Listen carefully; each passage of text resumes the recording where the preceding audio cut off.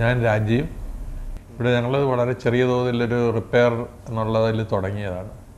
അത് ഒരു major project ആകാനുള്ള പ്രധാനപ്പെട്ട കാരണം മക്കളുടെ നിർബന്ധവും അവർക്ക് ഇതിൻ്റെ മുകളിലേക്ക് പണിയണമെന്നുള്ള ഒരു താല്പര്യവും ഉണ്ടായിരുന്നു.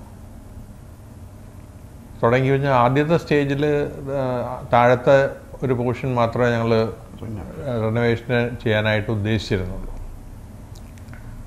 സാഹചര്യം അങ്ങനെയായിരുന്നു. അത് ആ സമയത്ത് ഫ്ലഡ് വന്നുണ്ടായിരുന്ന കോൺട്രാക്ടറിന് കുറച്ച് ബുദ്ധിമുട്ടുകളൊക്കെ ഉണ്ടായത് കാരണം അത് പിന്നെ കണ്ടിന്യൂ ചെയ്യാനായിട്ട് അദ്ദേഹത്തിന് കഴിഞ്ഞില്ല. പിന്നീട് ഞങ്ങൾ കുറച്ച് നാളിങ്ങനെ ഇതായിട്ട് നീണ്ടുപോയി. ആ സാഹചര്യത്തിലാണ് ആക്റ്റീവ് ഡിസൈൻസ് ആയിട്ട് ബന്ധപ്പെടുന്നത്. അതിൽ പ്രധാന കാരണം സരിതയാണ്. സരിതയും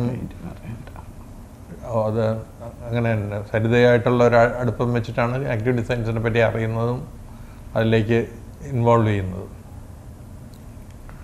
അത് ആക്റ്റീവ് ഡിസൈനുമായിട്ട് ഇൻവോൾവ് ചെയ്ത ശേഷം അതൊരു വലിയൊരു പ്രോജക്റ്റായിട്ട് മാറുകയും അത് ഏകദേശം 2 വർഷത്തിനുള്ളിൽ മൊത്തം കംപ്ലീറ്റ് ചെയ്യുകയും ചെയ്തു.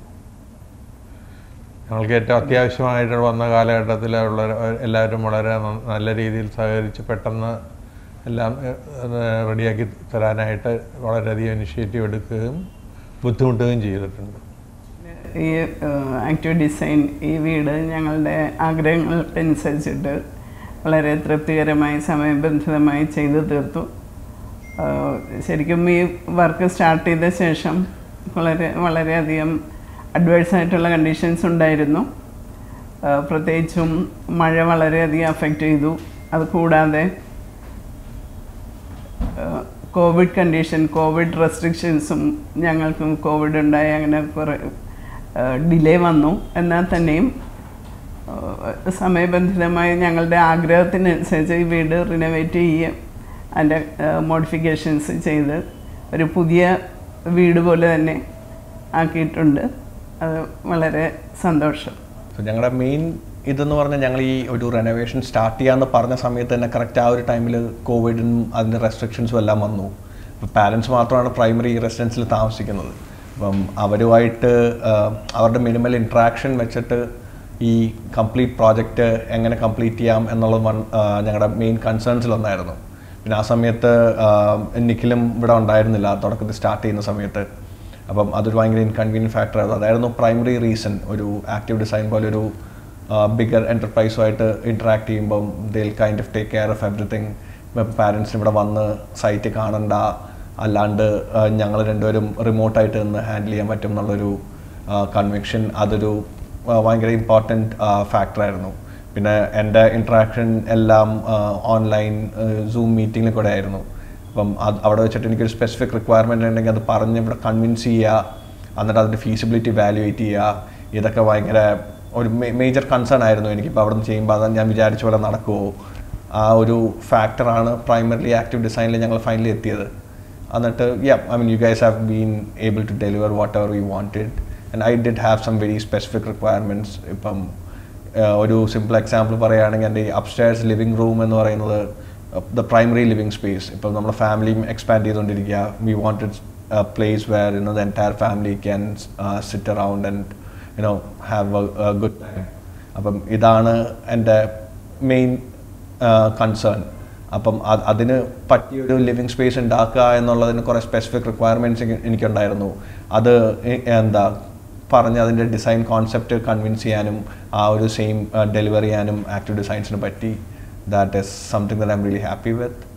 സോ ഇതിനിടയ്ക്ക് there were points where we felt that the project was going out of bounds and all that. പക്ഷേ what was important is that അങ്ങനത്തെ ഒരു സിറ്റുവേഷൻ വരുമ്പോൾ there was direct involvement from Xavier actually.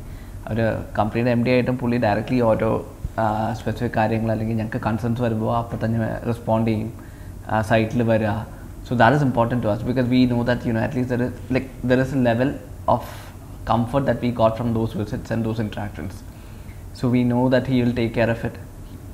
We know that he will come and get it done even if it's going off track. ആ ഒരു level of confidence ഞങ്ങൾക്ക് വന്നു, with whatever interactions we had with him, and he did that also throughout, right from the beginning till the end. it was not just a marketing ploy or something where they come at the beginning and then they go off. Till the end, even like till yesterday, like he was here. So our level of interaction is something that was something that we didn't expect.